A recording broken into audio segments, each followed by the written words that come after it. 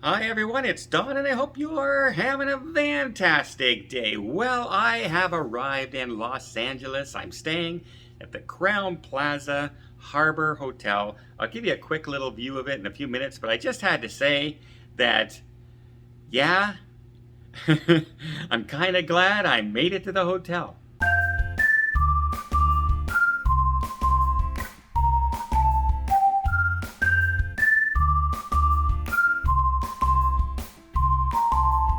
Okay, so what do I mean by that? Well, I come from a city that's about 1 million people, and we've been in lockdown and shut down, right? So I am used to traffic jams and everything, but not major traffic and major highways. In Ottawa, our widest spot, you would have 4 lanes, and then 4 lanes on the other side, so an 8-lane highway, and one of those lanes might be a bus lane kind of thing. And then I arrived here in Los Angeles, and there's like 12 lanes on one side going in one direction. And we arrived at around 8 o'clock at night, and so it's pitch black. Get into a taxi. That was an experience in itself. Finding a taxi at the LA airport. You actually have to take a shuttle to get to a taxi, which I found very strange. But then I find a taxi, very nice gentleman, had a nice conversation with him and everything, and then we get up onto the highway, and I am in fear for my life. We are traveling 75 miles an hour on a 20-lane highway, and we're zooming in and out of traffic like this at 75 miles an hour. And that's not the strangest thing. The strangest thing is we seem to be one of the slowest cars on the road. I look at the speedometer, we're doing 75 miles an hour, and people are passing us on the right, people are passing us on the left. We got to a lane where it says it's for taxis and carpool only. And we're in the carpool lane, we're in the taxi lane, and there's still cars and motorcycles by themselves pulling into passing us on the right, zooming into our lane, crossing over again. Oh my God, it was one of the most harrowing 25-minute drives I have ever had. And I'm just glad it was nighttime. Because I think in the day I might have even been worse. But yeah, it's crazy. And I guess you guys are just so used to it here. And I can see that. Because people driving in Toronto, Canada, are much more used to traffic jams and zooming in and out of traffic than people driving in Ottawa, Canada. But remember, we've been in a pandemic for almost 2 years now, and there's been less traffic on the road, less people driving, businesses were closed, the downtown cores were closed, and so the traffic was like non-existent.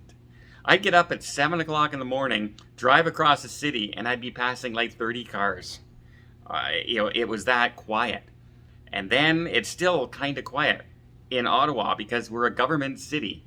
And a lot of the buildings are still, people are still working from home in the government. So they're not traveling to downtown core. They're not traveling to work. So there's not very many traffic jams. There's not very many rushing in and out of traffic. It's usually pretty smooth. But man, 75 miles an hour, zipping 10 lanes across. And he was trying to also follow his directions on his phone because he didn't know where the hotel was. So he had to punch it into the maps on the phone, and it was giving him directions on the GPS. And so he kept glancing down at his phone like this, making sure there was no turn coming up, while he was doing 75 miles an hour, zipping in and out of lanes, and then it was almost too much for this poor old boy's heart. I just hit 59. I'd like to make it to 60. And things start flashing through your mind. Does my insurance cover a car accident from a taxi? If I get severely injured and I can't talk, would they even know who I am? Just a lot of things flash through your mind when you're not in control of the driving. And a little while ago I said, oh great, the US-Canada borders are opening and I can drive I can drive. And I would have drove to Seattle, and then I would have drove down to LAX, visit the coastline. I'm not so sure that would have been a good idea now. Because if you think 75 was one of the slowest cars on the road, imagine just doing 60, which is what I'm used to driving. I would have been having people come right up on my bumper, slam on the brakes, and flew over. That's crazy. But you know what? All that, I'm here at the hotel.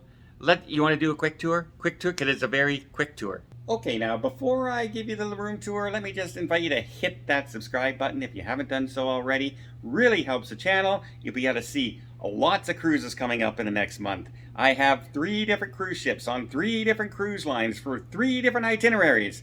And 2 of them are brand new ships. Brand new ships. Woo! Can't wait. Let's do it. All right. There's my view out the window. Pretty dusty on the windows, but you can see I'm right on the harbor front. Bunch of containers over there. Then we have a work desk, a rather small TV. I'm kind of disappointed in the size of the TV for a suite. Older furniture, it's a little nicked and everything, but it gets it done. The best part about the room, had a very large bed, very comfortable. You can see it's kind of an older style place, right? It had an alarm clock, and guess what? The people who had the alarm clock last night set the alarm for 6 a.m. and woke me up because it kept ringing at 6 a.m. But that's not all. It does have another entranceway here. You can see Suitcases anxious to get on the cruise ship. Over here we have a sitting area, and as I said, older furniture. You can see on the wall over here there was supposed to be a picture. You can tell from the markings here that there's supposed to be something there, right? And there's not. It seems like a very, why they chose like this 4-foot table to put here. It just kind of takes up a lot of space instead of just a nice little small table, which would have done, or even just have the lamp table there. They didn't really need, it makes this room seem extra small because the furniture is extra bulky. I mean, look how big that sticks out into here, making it very narrow into the bathroom, which was quite nice. Not as large as some of the rooms I've stayed in, but it has everything that you can expect. It's quite clean. The best part here, probably, is the fact that it has a huge, huge soaking tub. If you like to soak in the tub. I mean, that's a good 2.5 feet deep. However, the shower is not very high, and it's not one that you can move higher. So you kind of have to bend down, and I'm not a tall guy, and I had to bend down for my shower. So yeah, that's not terrific. I do like the fact they put the rounded out curtain. It gives the more space in the shower feel, which a lot of places just have a straight bar going across. So that's a good thing. Now it is an older hotel, so you're getting what you paid for kind of thing. But the best part is absolutely how close it is to the cruise port.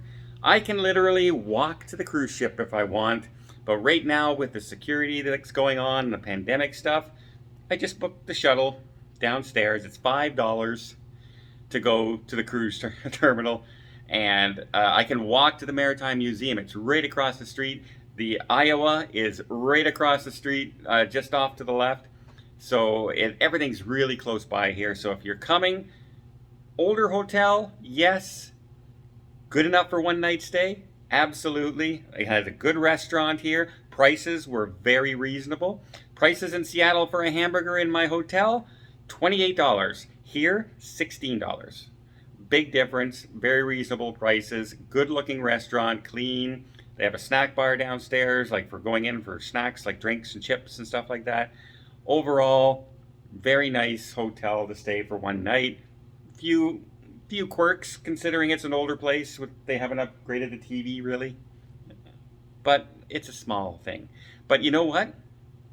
After that taxi drive, I was just really glad to get to my hotel. Well, I hope you appreciate this video. If you did, please give it a thumbs up. We'll see more tips, more tricks, more travel vlogs from around the world. Hit that subscribe button. Until next time, have yourself a safe and a great vacation.